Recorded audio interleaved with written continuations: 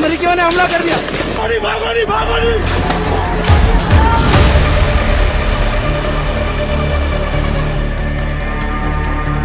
नमस्कार, खबरों की खबर में आपका स्वागत है। इस वक्त की बड़ी खबर कराची से आ रही है, जहां अमेरिकी कॉन्सुलेट को पाकिस्तानियों ने आग के हवाले कर दिया और जवाबी कार्रवाई में अमेरिकी सुरक्षा कर्मियों ने दनादन गोलियां चलाई और 15 पाकिस्तानियों को मार दिया और 30 से ज्यादा घायल हैं। तस्वीरें आपको मैं दिखाऊंगा, लेकिन एक बात समझ में नहीं आ रहा, ये पाकिस्तान जो दोनों साइड से खेलने की कोशिश कर रहा है, इसमें फंसता हुआ नजर आ रहा है। क्योंकि शहबाज शरीफ तो कह रहे हैं कि हम सऊदी अरब के साथ हैं, अमेरिका के साथ हैं, इजराइल के साथ हैं और अपने घर में अमेरिकी दूतावास के ऊपर हमला करवाने में भी ये पीछे नहीं हट रहे हैं। लेकिन सबसे पहले इन तस्वीरों को जरा ध्यान से देखिएगा कि जब ये भीड़ अमेरिकी दूतावास के अंदर जाती है, तब किस तरीके से दूतावास के अंदर से गोलियां चल रही हैं और जान बचा करके ये लोग भाग रहे हैं। पहले इस वीडियो को देखिए।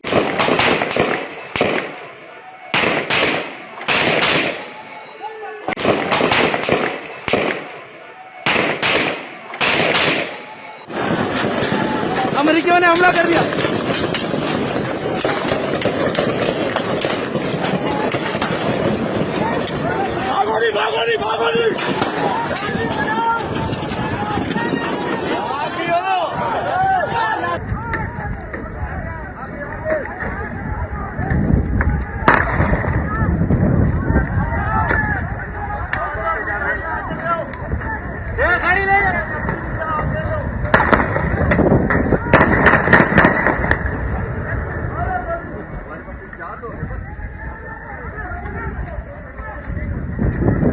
तो आपने देखा किस तरह से अफरा तफरी मची। ये तस्वीरें कराची दूतावास की है, यूएस के जो कॉन्सुलेट है। अब हुआ ये है कि ये लोग वहां पे गए, हंगामा किया, पहले तोड़फोड़ की, फिर आगजनी की और अंदर घुसने की कोशिश की। तो वहां सुरक्षा कर्मियों ने खदेड़ना शुरू किया, गोलियां चलानी शुरू कर दी। आपने आवाज सुनी होगी, अमेरिकियों ने हमला कर दिया, भागो भागो, अमेरिकियों ने हमला कर दिया। और उसके बाद की जो तस्वीर है, वो तस्वीर कॉन्सुलेट के बाहर सड़क की है, जहां आप देख सकते हैं कि जब ये हंगामा हुआ तब वहां पे पुलिस आई। लेकिन जब ये लोग अंदर जा रहे थे, कुछ और भी वीडियोस है वो देखिए, कि जब ये लोग अंदर जा रहे थे, ना वहां पुलिस थी, ना कोई गार्ड था। वहां आराम से इन लोगों को जाने दिया गया।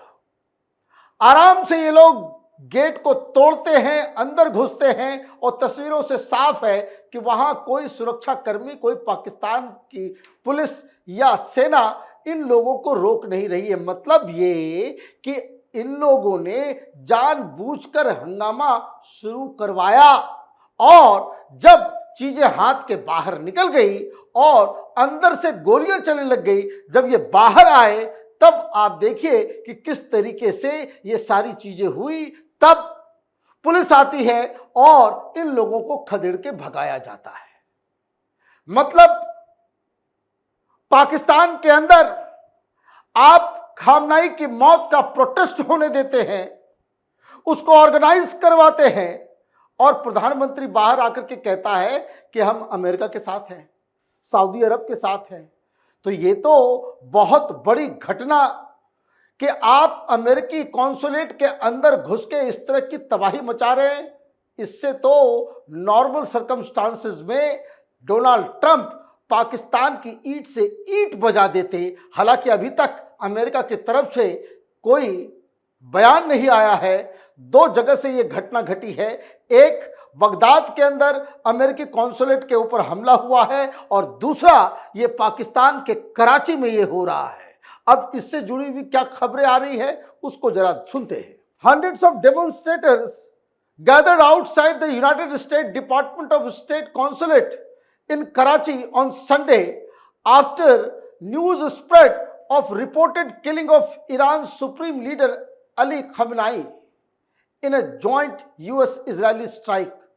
The unrest in Karachi was mirrored in other parts of the country. Thousands took to the street in Lahore, while rallies were also reported in the northern city of Sarkadu. A larger demonstration was expected later in the day near the diplomatic enclave in Islamabad, which houses the US Embassy. अलग अलग जगहों में प्रदर्शन हो रहा है.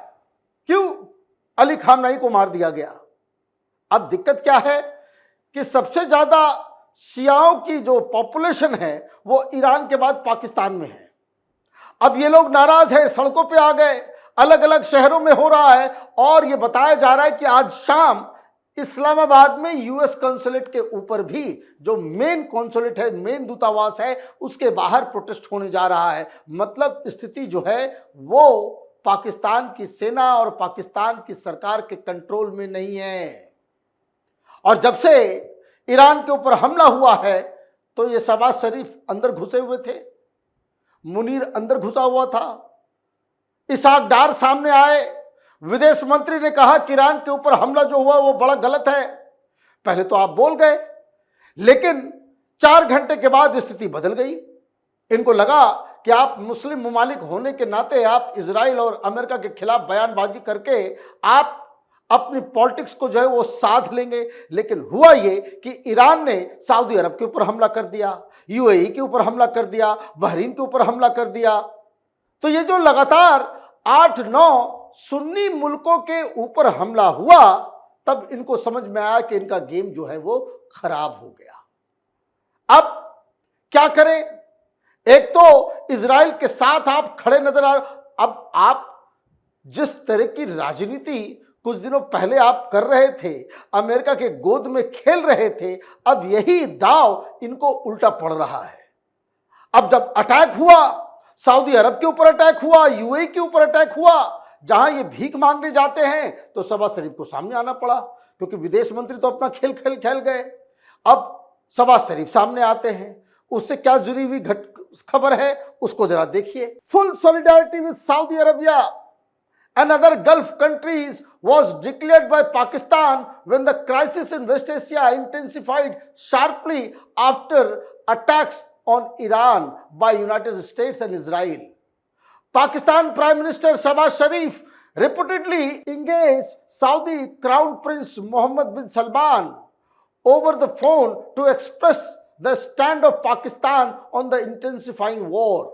On X, Sharif was extremely critical of what he termed as dangerous regional escalation after the attack by Israel on Iran and the subsequent attack on the Gulf. He reiterated that Pakistan was in complete support of Saudi Arabia and sisterly Gulf states in what he described as a challenging and critical moment in the region. अब आप देखिए कहां कहां आप कैसे कैसे जाओगे.